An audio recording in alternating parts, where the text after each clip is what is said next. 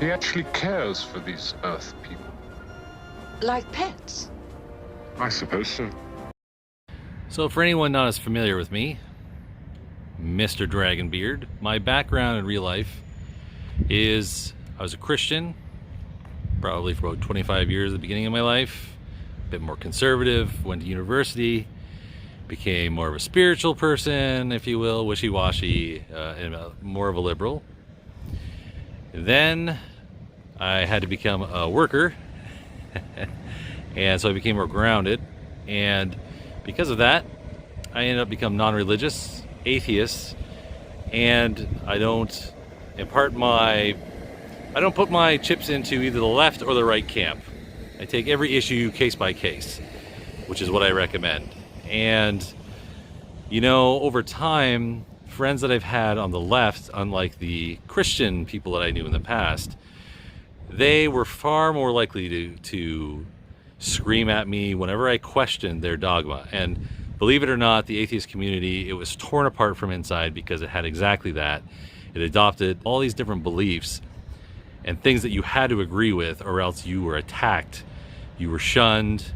I've been blocked, I've been condemned, I've been smeared, which is not the main issue.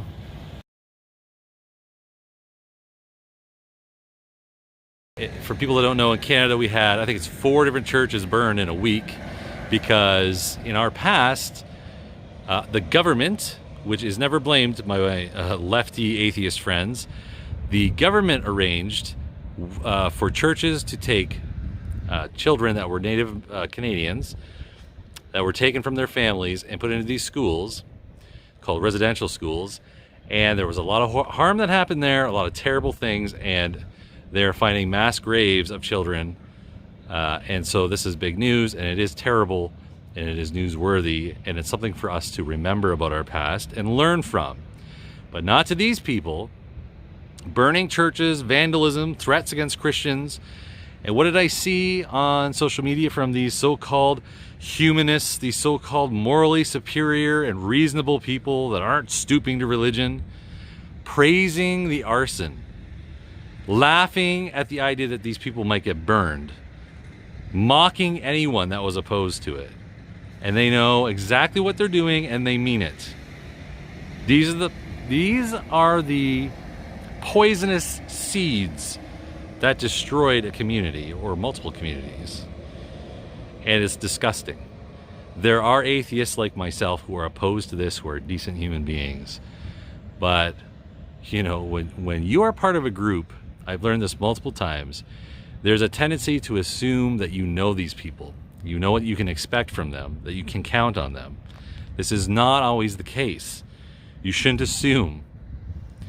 And when I began to question things that they found unacceptable, first, the family court system. Some of them were willing to go along and ask questions about how family court treats fathers and how it affects children.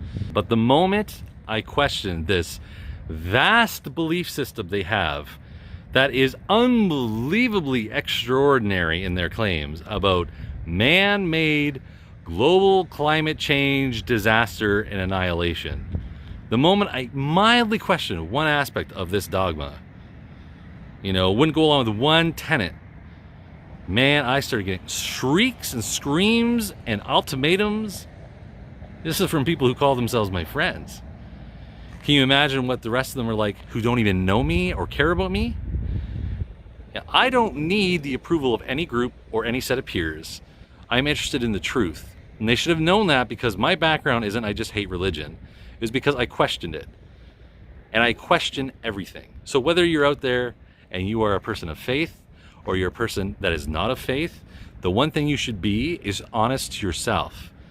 When your peers around you are placing pressure on you, as they are right now more than ever, when it comes to wearing masks, when it comes to vaccinations, when it comes to shutting your mouth and not questioning what the World Health Organization or your local officials are saying about this so-called plague, you know, you should not be quiet because other people have made you intimidated. You should be pursuing the truth. And if those people can't handle it, then they weren't very good friends in the first place. You said you knew I was coming. In the desert, things find a way to survive. Secrets are like this, too. They push their way up through the sands of deception so men can know them.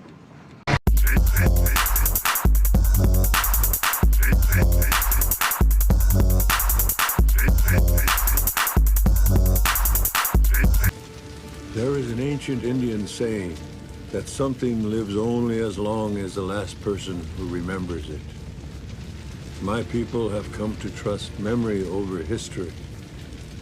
Memory, like fire, is radiant and immutable.